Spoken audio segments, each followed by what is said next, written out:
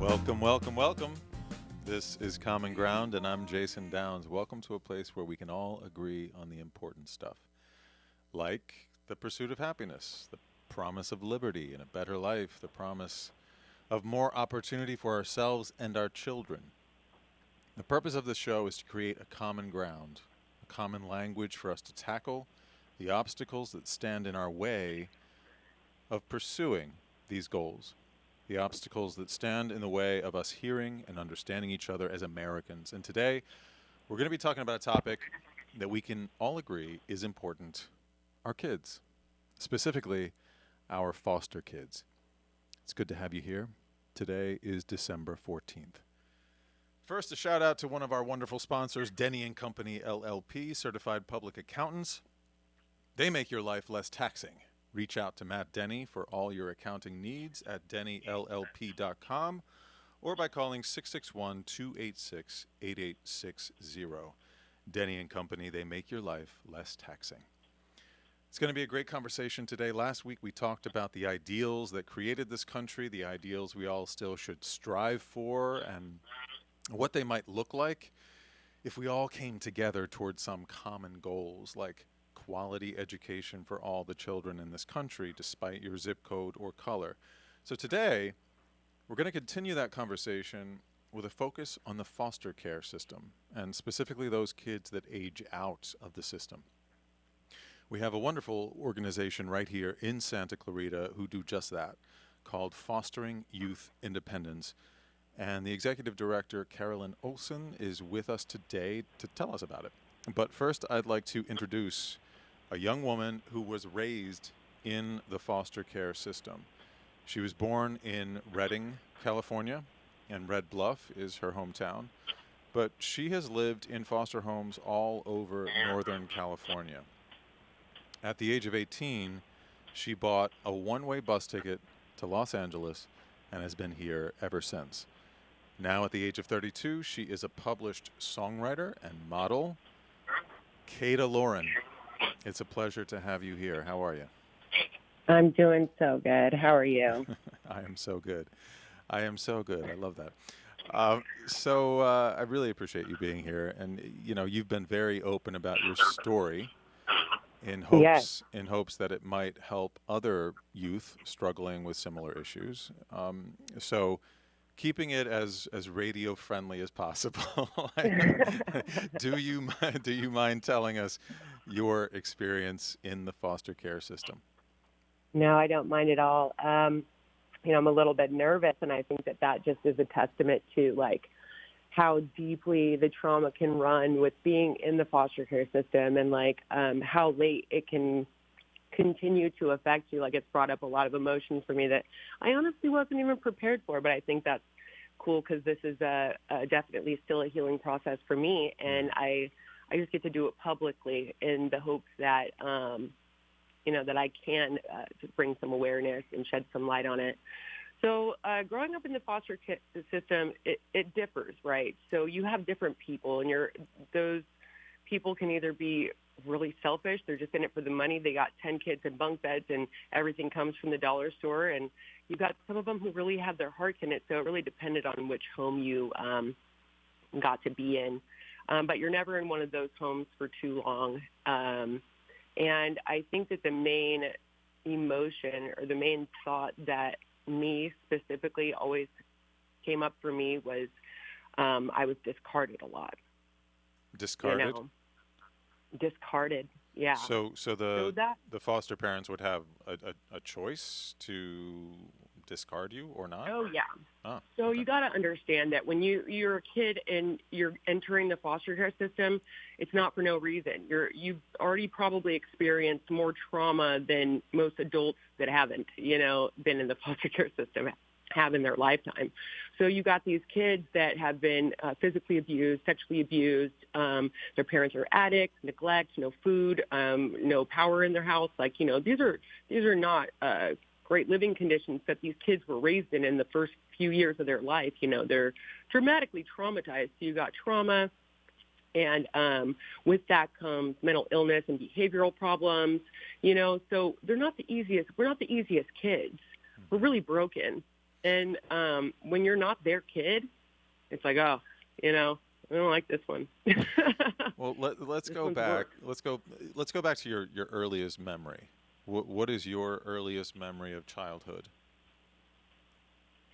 My earliest memory of childhood was we lived in a hotel, a motel. I think my parents were managing it, and my dad was an addict, and you know, my mom. It was a kind of a mess, and I just remember my mom holding me, walking away after like a big fight that they had. But and I just remember the hotel getting smaller, the motel getting smaller. So that's my earliest memory. But um, so of course it's one of like dysfunction and abuse of, you know, like parents like full on fighting and screaming and yelling and stuff like that, and that was pretty common. And So so from there, what happened? Who intervened to then? Because it sounds like you weren't in the system then, obviously, right? I wasn't in the system then. I went in a little bit later. So the story is it's kind of a rough one because what happened was is my parents obviously got a divorce. I tend not to speak about them because we've built a relationship at this point, and you know they're still healing from their mistakes, and I don't like to punish them. You know, everybody, especially when there's addiction involved, I feel like they are already, you know, living through that enough Mm. with having to have done it. So I tried to stay away from their experience and just kind of stay in mine so that I'm not, you know, hurting people to help people, if that makes sense. Well, you sound very articulate. You sound well adjusted. You sound like a successful human being in society. So, what would you attribute that to along the way? I mean, it sounds like you experienced the gamut when it comes to foster parents. Um, does something in particular stand out to you that made the difference in your life and allowed you to Um, go on? Honestly, I don't know because no, there isn't any specific thing. I think that it was that everybody told me I'd never be anything. That statistically, I was supposed to be an addict. My parents were. I was, and I am. I'm 6 years clean. You know, they told me I was going to end up in prison, and I did when I was a juvenile. You know, because I was in and out of the system, and that's kind of the that's if you look at the statistics, most people that are in the prison system or in the jail system or juvenile system, they've been in the foster care system. They've been in one of the states. So it's almost written into the fabric of, you know, what's supposed to happen for people that have experienced this. And so I just had this fight in me that said, no, no, no, no, no. No, all this pain is not going to be for nothing. I'm going to fight with everything I have, and I'm going to heal this. You know, I'm going to heal this. What is it that's inside of me that's broken? That, you know, what do I need to bring up? What do I need to do? And it's taken years and years. It's probably only been the last like 3 that I fully came into being able to talk openly about my experience, because my experience didn't just end at the foster care system. I don't know if you're aware of this, but 40% or sorry, 60% of human trafficking victims have a history in the foster care system. And when I found that out, it kind of broke me because I was like, I didn't even have a chance. And I was trafficked when I was a younger youth, you know. And that's a big deal to say out loud. I've only been able to say that out loud for the last 3 years. I ended up going on a podcast and didn't even mean to talk about it. And I just spilled it out. And I was like, oh, this is the beginning of that healing process. And I kind of ripped the Band-Aid off of it and then ended up in like EMDR therapy working through it for the next year, you know. So it's been really my resilience and my wanting to use the pain that I experienced to not be in vain. You know, Mm-hmm. I want to be able to help other people, and I knew that I couldn't do that if I didn't figure out how to help myself. So it's been a journey, but I feel like there's purpose in it, and so I'm really driven to continue on that path. I admire that, and I think you're setting an amazing example. I appreciate your bravery, and congratulations on the 6 years sober. Um, Thank you. So we also have, we're going to hear a lot more from you. I want your input. We have a couple other people here that I want to bring into the conversation as well. One of whom is Lou Espin, who is an attorney and is also sitting judge here for some of the. I don't actually know exactly. It's for the youth court, though. He's just a wonderful man, and he's here as well as Carolyn Olson. As I mentioned, she's the executive director and co-founder of Fostering Youth Independence, FYI. Um, and after obtaining her bachelor's degree in business administration, Carolyn worked in the banking industry. But after she had her first child, she decided to leave the corporate world and focus on raising her children and volunteering. Uh, Carolyn has over 14 years of nonprofit leadership experience, serving as a church building committee coordinator, high school booster club board president, operations director for Single Mothers Outreach here in Santa Clarita. In 2016, Carolyn became a court appointed special advocate and began working with a 17-year-old foster youth. She quickly realized the unique challenges faced by youth transitioning to adulthood without parental support. And as Carolyn began finding ways to help the young woman for whom she was advocating, she developed a passion to use what she was learning to help as many foster youth as possible. So, Carolyn, thank you so much for being here as well. Thank you for having me. And thanks for doing what you're doing. Uh, why don't you paint us a picture of what the situation is out there for foster kids, perhaps with some statistics or perhaps just from firsthand experience? Sure. Well, first of all, I would like to say thank you to Kata. Thank you for sharing your story, and I hope that you find it healing and that you find it empowering to be able to share it. I'm sorry that you had to go through so much pain. Unfortunately, I've heard your story with slight changes in details many times over with the youth who we've served at Fostering Youth Independence, or FYI. So as you were saying, 60% of youth who have been sex trafficked have a history in the foster care system. We have learned that about 36% of youth aging out of foster care will experience homelessness within the first 18 months. About 25% become incarcerated within the first 2 years. Teenage girls have higher rates of pregnancy, about twice as high as their non-foster peers. And then as far as education, only 55% achieve a high school diploma, and only about 4% go on to earn a bachelor's degree. So that, from a statistics standpoint, that's kind of the picture that we're looking at. And behind each of those statistics is a person like Kata who has lived this reality and is trying to overcome it. As you mentioned in my story, I became a CASA, a court-appointed special advocate, and began working with a 17-year-old who was living in a group home, institutional kind of environment, wanted to go to college and had no idea how to go about it. So started doing some research and finding out about all the resources that are available to foster youth. Sadly, many of them don't know how to access those resources and really need people in their lives to help them to connect the dots. So I got together with a couple of my friends, one who was a former foster parent herself, and we founded Fostering Youth Independence, FYI, in 2017. Our mission is to equip foster youth to complete a post-secondary education and become successful independent adults. And the main way that we do that is we provide each youth with a caring adult volunteer, who we call an ally, to provide them support and encouragement and help them to get the resources that they need. Again, thank you so much for doing that important work. So, as far as becoming a court-appointed special advocate, is that something that you volunteer for, or does it take some sort of special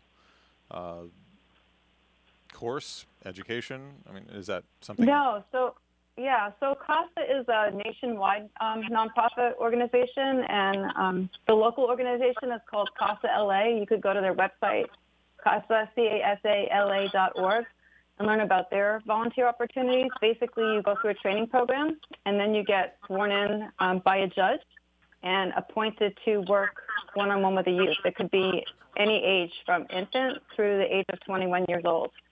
And It's different than FYI because with CASA, there's definitely more of a court focus. So you do work with the court system and with the social workers, and you work one-on-one with the youth and determine their needs and advocate for them.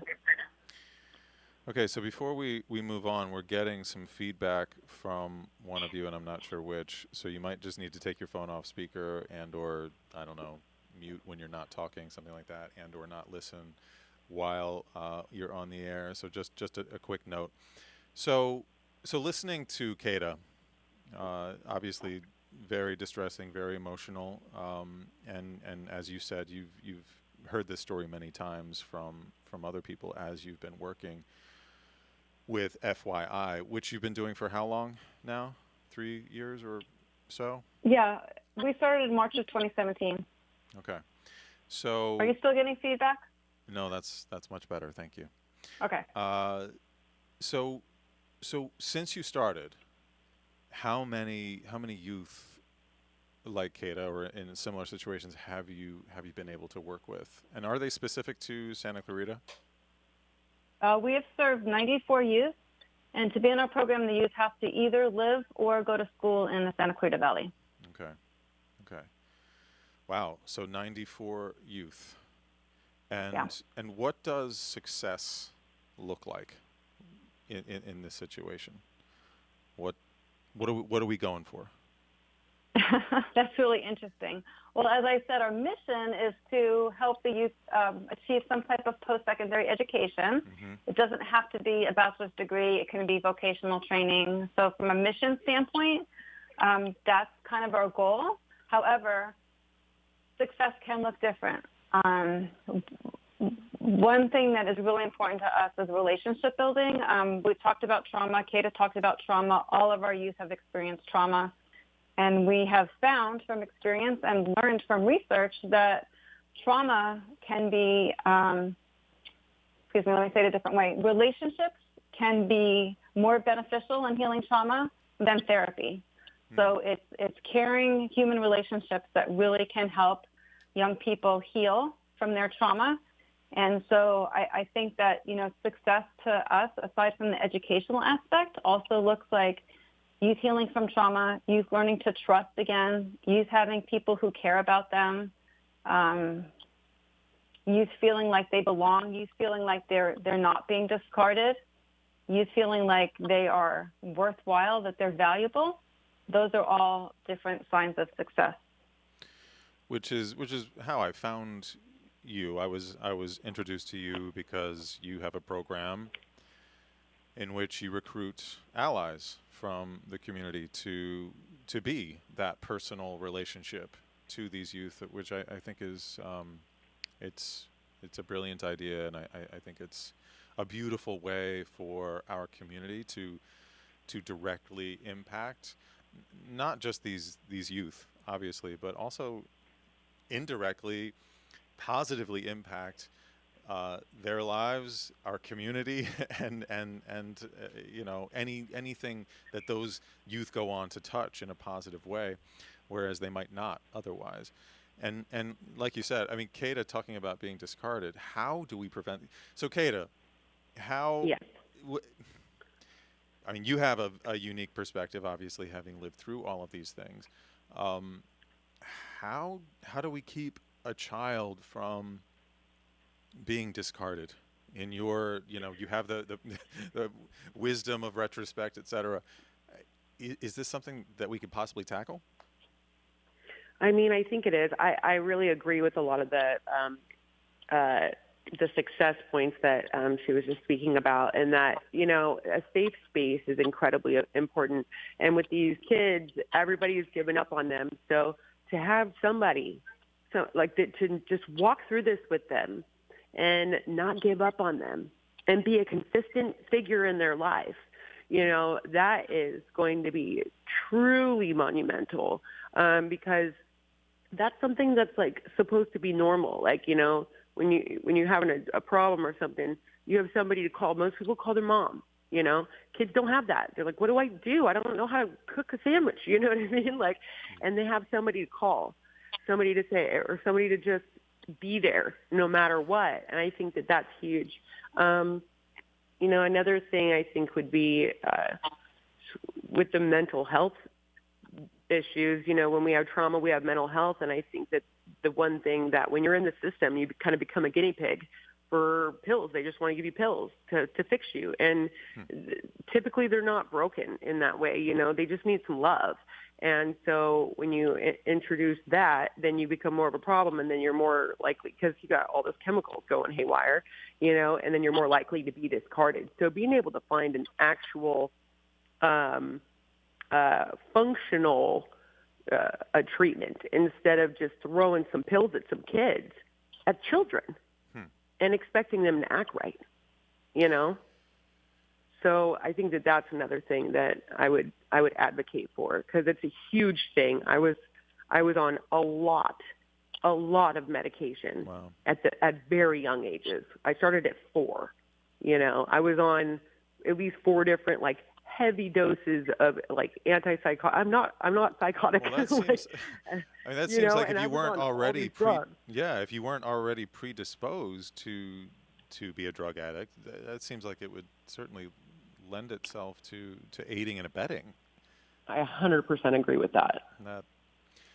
Well, I want before we take a break, I want to hear from Lou. Can you hear us, Lou? Are you there as well? Yeah, I'm listening. Excellent. Thank quite you. interested. Just wondering, you have yet another perspective as a judge, and having lived in this community for many years as well. Hearing Carolyn and Kata speak, do you have a perspective? I fortunately or unfortunately have not really had much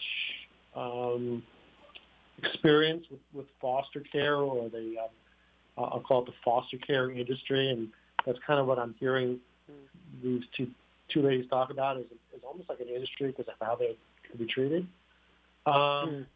No, I mean, I sit as a community court judge, and I hear mostly traffic cases. So the kids that come before me are often the enabled offspring of our valley. I see. I see.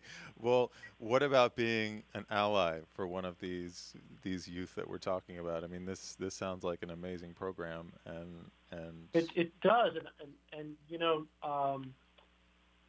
Jason recently chartered was a Rotary Club down in West LA that is specifically for and concerns the issue of human trafficking. yes.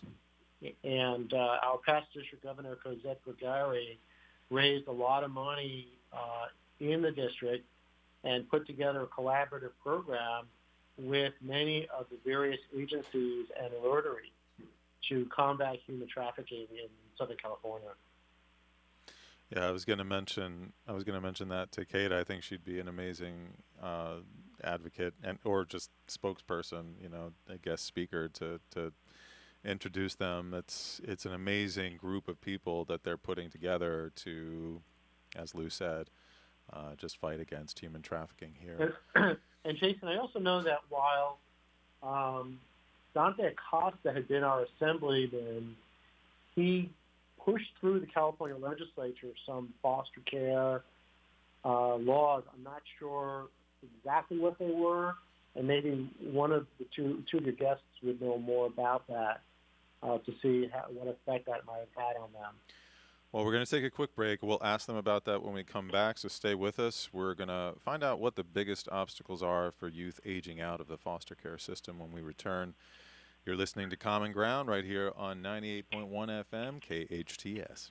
This is Bradley from Santa Clarita Grocery, the all-volunteer grocery program serving children, families, and individuals experiencing food insecurities. Since January 2020, Santa Clarita Grocery has distributed 83 tons of fresh groceries to 4,465 families in the SCV. Santa Clarita Grocery is a drive-up, drive-through service with physical distancing in place to continue serving our community. If you are in need or looking for a charity to do the most good for our community, please consider partnering with us by donating to Santa Clarita Grocery, one of the most efficient charities in the Santa Clarita Valley. A full 99 cents out of every dollar goes directly back to the community. Santa Clarita Grocery operates on a 1% overhead and is sustained through private donations. Santa Clarita Grocery is at 21176 Center Point Parkway in the Oasis Furniture parking lot. Please visit our website, santaclaritagrocery.org, or Facebook at Santa Clarita Grocery to make a difference in our awesome town community. 661-425-7575.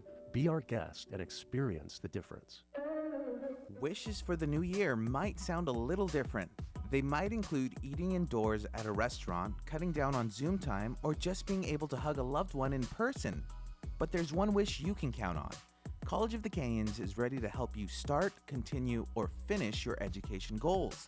Our convenient 5-week session starts January 4th, and registration is going on now for great classes that will move you forward. Visit canyons.edu/schedule now. Once heart attack symptoms begin, delaying treatment increases the risk of heart damage, disability, and even death. Time is critical. Leading the Valley with the most advanced digital technology and treatment times that beat national best practice goals, Providence offers emergency coronary angioplasty and stenting performed by highly trained board-certified cardiologists. For more information, call 1-888-HEALING. The road to healing leads to Providence. I listen to it all day, every day. Hometown, your hometown station.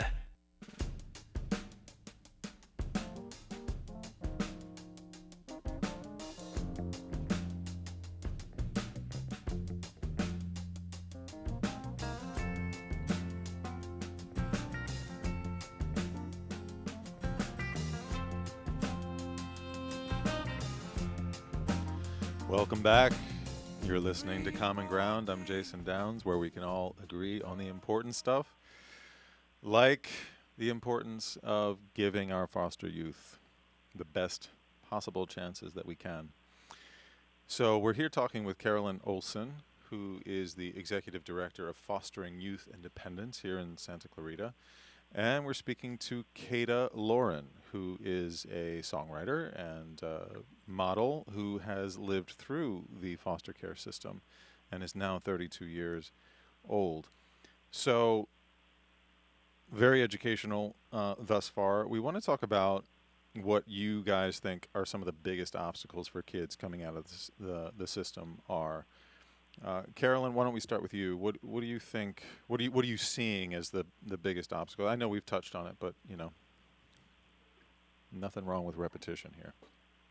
This is important stuff. We want this is something that needs to get out there as much as possible. Well, I think if you've been a parent of a teen, or if you have been a teen yourself, you know that when you turn 18 years old, you don't magically know how to figure out the rest of your life. And unfortunately, when foster youth age out of the system, they don't have healthy adults who will provide the support and the guidance that they need. So I would think that, one of their biggest challenges is just a lack of adult support.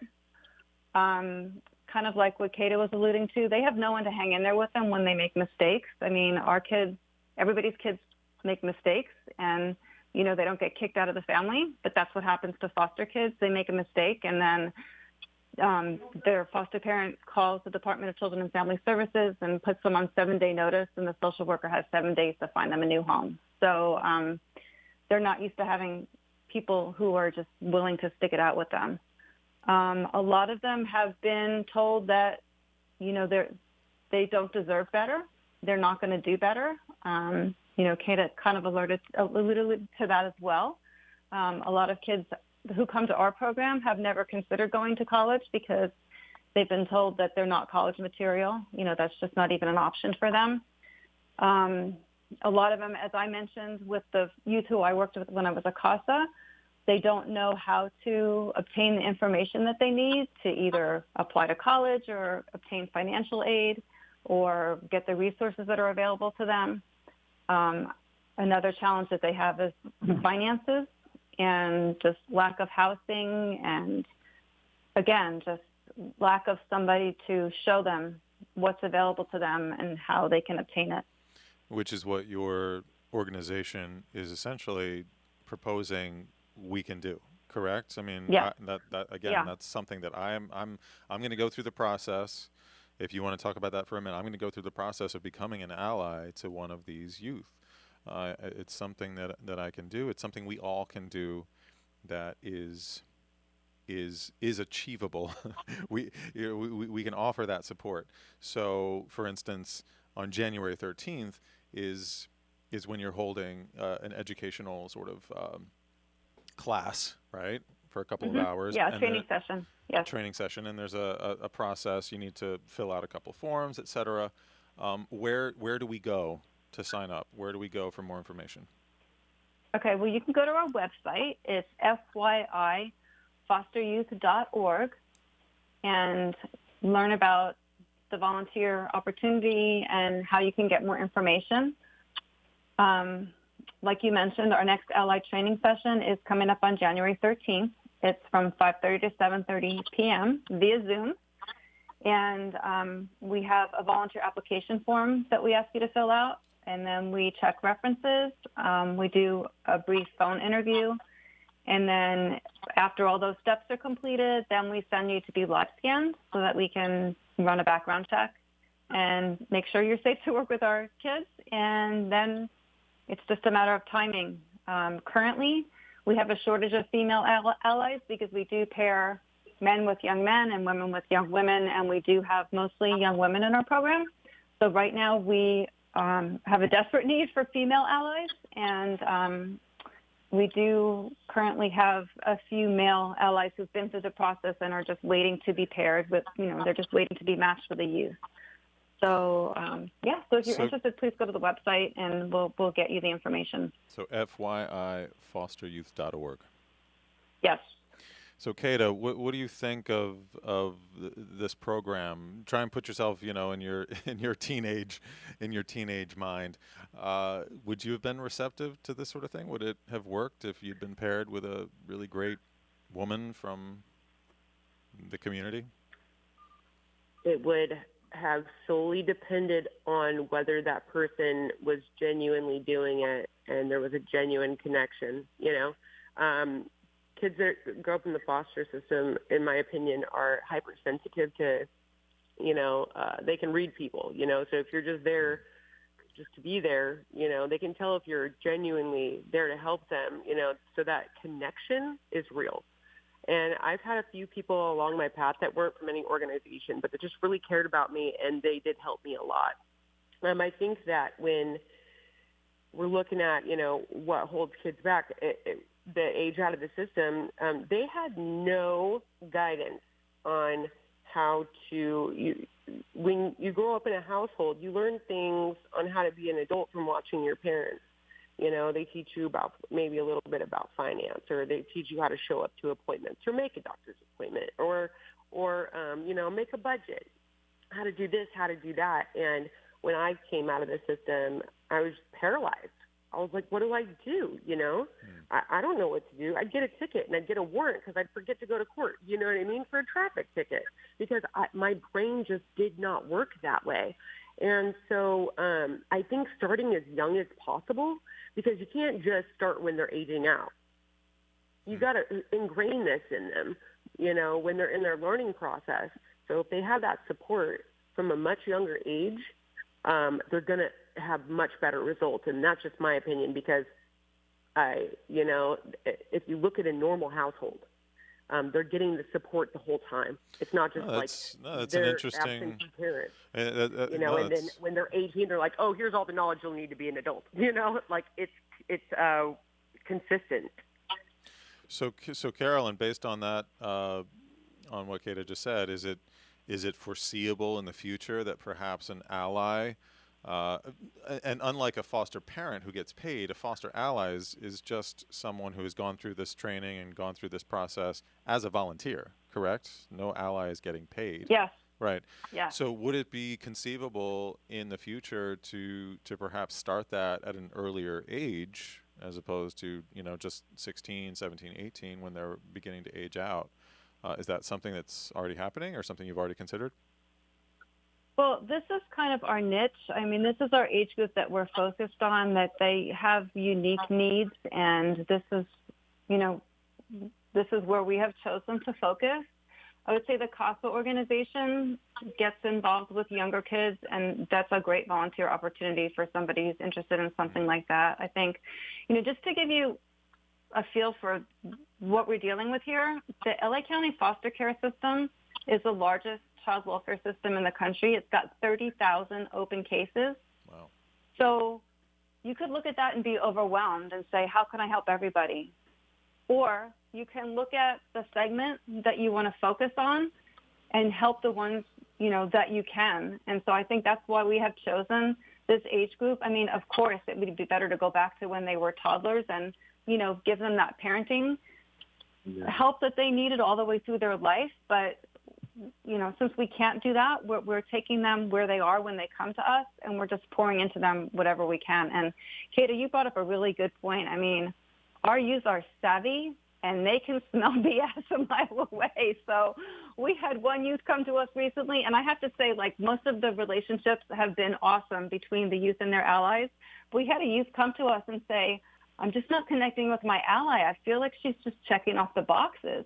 And we're like, okay, we'll get you a new ally. You know, we want this to work for you. But we try to actually discourage people during our training program. If you're just looking to check off some boxes, this isn't the right role for you. Like, the most important thing that you can do here is build a relationship. That's what these kids need. They've had people in their life who were just trying to get a job done, and that is not what this is about. This is about a person who cares.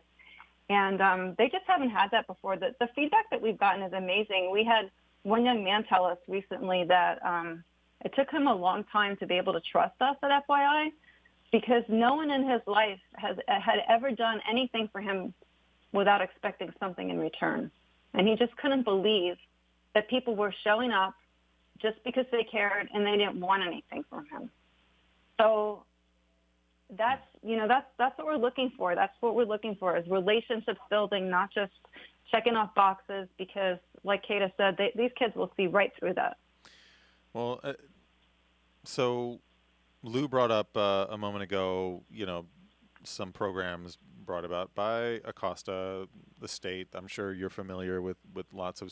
I even saw that the HUD had a Foster Youth to Independence initiative that started a couple of years ago, it looked like, which is basically just housing assistance to young people aging out of foster care. Yeah. So, I mean, do you think things like these are helpful? Are they just a Band-Aid? Are they window dressing? How's your experience been with that sort of stuff? Well, my personal opinion is that these are human beings that you can't just throw money at, that doesn't fix the problem. And I feel like that's a lot of what happens legislatively, is that bills get passed and programs get funded and money gets poured down. And, you know, these youth aren't even accessing the funding that's available to them. There's a grant called the Chafee Grant. It's $5,000 a year for students who are enrolled at least part-time, and they can be eligible for it up to age 26. And recently I read that only 50% of the college students, they're enrolled in school, who are eligible for this grant are actually receiving it, just because nobody's ever told them to, you know, how to go to the application on the website and how to obtain the funding. So again, you can't just make funds available. You have to make people available. I mean, money's good too, but I really don't think that, you know, more money and larger, bigger bureaucratic programs are the answer. I just think it's obviously, or I wouldn't be doing this. I really think that it's human beings just connecting with each other one-on-one and building trust and building relationships, and that's what's going to make things better. So if we become an ally through FYI, for instance, then we would be able to provide that support, and you guys would be able to tell us and tell the kids, you know, this is what's available to you, and we'd be able to walk them through that process. Yeah, and so what we've actually done is initially when we started out, we gave a lot more of the responsibility to the ally, and then we realized that some of it's technical, and we didn't want the allies to be overwhelmed, and that really wasn't our main goal for the ally. So what we've done is we have a couple of part-time staffers now, and so a lot of those more technical aspects we do in our office. That's nice. And so when it's time to file the FAFSA, the federal application for free student aid, when that application opens on October 1st, the youth all make appointments and they come into the office, If they need help applying for college, we can help them do that in the office. If they need help enrolling in their classes, same thing. And so we're trying to take some of those things away from the allies, unless they want to do them. If the allies would like to do those things, they are welcome to. But again, it's really more about building the relationships, communicating, sending those text messages. You would be amazed at the value of sending a text message that says, I hope you're having a great day, or good luck on your test tomorrow, or, is there anything that I can do to help you out today? That is what makes the biggest difference. Kata, have you ever been able to take advantage of some of the programs and grants that Carolyn mentioned and that Lou brought up, state, federal aid? Has that ever been a help to you? No, and even when I went to school at the Musicians Institute in Hollywood, I actually applied for the Chapey grant, and I was denied for some reason. I don't know why, but I never got the money. So I think that there's some kind of restriction, and I'm not even sure what it was, but I did apply for it because I did find out about it, and I still didn't get it. So I was paying out of pocket to go to a private school, trying to get my, ducks in order. And I only went for one semester because, of course, I couldn't afford to go, or for one semester. And then I was like, oh, I'll just figure it out, So, but I really would like to touch on that point of that human connection. We all need that, and the more we don't have it, the more we do need it. So, yeah, that genuine connection and just somebody to kind of hold your hand when you need it. Everybody needs that. I know we don't want to need it, and especially when you grow up without anybody and you are forced into survival and independence to a fault. We really just need to support these kids and to show them how to do the little things and just be there for no reason other than to just be there. No hidden agenda, no ulterior motives. Just, we got love. We all got endless amounts of it. Give some of it to these people who need most, these kids, With that, Absolutely. I don't know that we could say it any better than that. So Kata, Lauren, I thank you so much for being here. We're going to take another break here.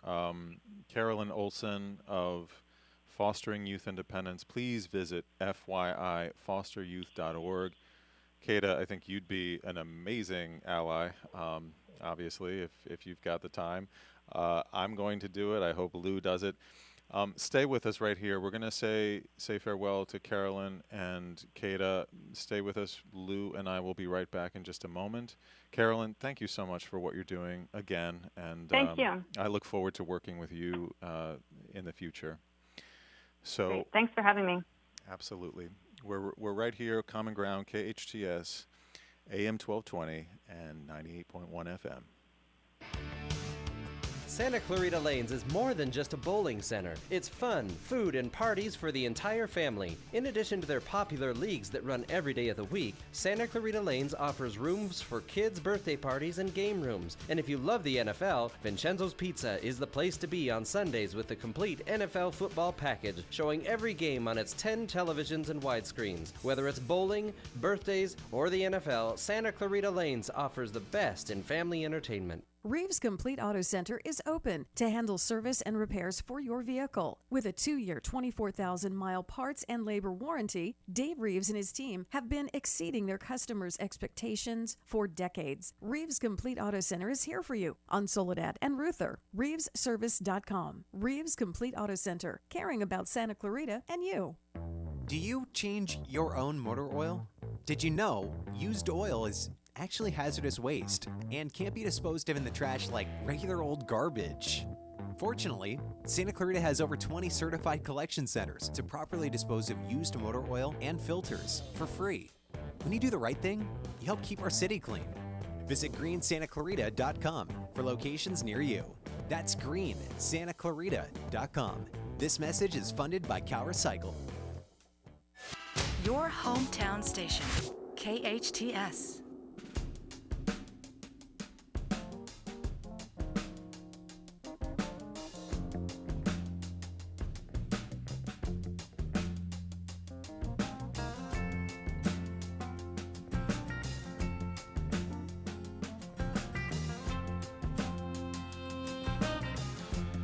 Welcome back to Common Ground. I'm Jason Downs. How are you doing? I'd like to shout out to our wonderful sponsor, the law offices of Lou Espin. When experience counts, count on experience at espinlaw.com. 35 years serving the Santa Clarita Valley and beyond. Lou specializes in bankruptcy, business law, and commercial protection. Schedule a consultation with Lou today at espinlaw.com. That's ESBINLAW.com, or by calling 661-254-5050. And we're lucky enough to have Mr. Lou Espin here with us today. So how are things? How are things? How's business? How's business? It's interesting. End of the year, we're actually getting quite a bit of calls from companies that have been involved in large Chapter 11 cases around the country, who are now facing demands by those reorganized companies or their trustees to recover what's called preference payments. If you're involved in a bankruptcy case and you've been doing business with someone who's gone into bankruptcy and you've received payments within 90 days of the filing of a bankruptcy, those payments could be clawed back in the bankruptcy case. And we're starting to see quite a bit of those coming through now. Yeah, it's as if it's not bad enough that you've already gotten stiffed and you haven't been paid all your money. Now they can recover payments that have been made within 90 days. That's called a preference. I see. So keeping you busy then. Yeah, and we'll see. The rent moratorium is coming up. Right. And, people have not been open, so they've not had money to pay the rent. And so that nut's going to be coming due. We're starting to see people calling and trying to talk to them about what to do in those instances. So that's going to be something that's going to be coming up in the first quarter of 2021. And more people are trying to do loan modifications. They've not been paying their mortgages, and they're trying to do loan modifications, but the problem is that the value of the homes have increased, and so lenders are reluctant to do loan modifications if they know that they can foreclose and recover the entirety of the loan. Well, I mean, it's encouraging that they're reaching out to you for advice on these things, because I know you've said in the past that it's been frustrating that people won't take your advice. So that's something. I've always said that I am the emergency room surgeon of the economy. That the economy takes a train wreck or a car, or there's a wreck on the freeway, and that's the economy. And they come in to see me, and our job is to do triage and try to figure out, who can we patch up and restructure and reorganize them and get them out the door again, and who's not going to make it. And we'll see. It looks like I think that's going to be coming back around to bite us. I mean, the stimulus has kept the economy going, and the rent abatement has kept the economy going. And you think that's going to pass in time for it to make a difference on this next wave? Well, what are you going to do? You've got landlords who have mortgages to pay. So if landlords aren't paying their mortgages, and their lenders are holding off, as soon as someone says, "I'm done with this," for example, let's say that a Wells Fargo, my favorite bank, right? Let's say Wells Fargo says, "We're done. Right. And we're going to begin exercising our rights to foreclosure." Well, as soon as Wells Fargo does that, because they're one of the largest you're going to see Chase and Citi and Bank of America and the rest of them will follow its lead. And then we're looking at, both residential and commercial mortgage just being in distress. And we'll have to see. Yeah. But you don't think they're going to let that happen at this point, right? I mean, the vaccine's been approved. It's now being dispensed, right? I mean, they're not going to let it crash now. Do you think? Well, it depends upon whether the Democrats and the Republicans can come to an agreement. Mm-hmm. And look, let's face it. Even if the Democrats, with their narrow margin of majority, come to some type of agreement among themselves, Moscow Mitch, if he doesn't want to bring it to the Senate floor, and Incredible. Chuck Schumer doesn't put on his big boy's panties and call BS to it, well, what's going to happen? How's anything going to come out of Congress? You heard it right here on Common Ground. That was Lou Espin. Thank you so much for being here, as always. And I wanna thank Carolyn Olson of Fostering Youth Independence. Please, such a great organization. Please check out her website and become an ally. FYIFosterYouth.org. And thank you so much to Kata Lauren for joining us and telling us her story. As always, I'd like to thank my sponsors, Denny & Company, LLP, and the law offices of Lou Espin, the amazing staff here at KHTS, the owners, Jerry and Carl, our fantastic engineer, Patty St. Patrick, Patrick Schwank. Schwanky. Patrick Swayze. Schwank. I just made the connection. Patrick Swayze. It's a pleasure to have you guys here. We're going to continue the conversation next week. So in the meantime, I'm Jason Downs. You're listening to KHTS. Stay safe, stay informed, and stay optimistic.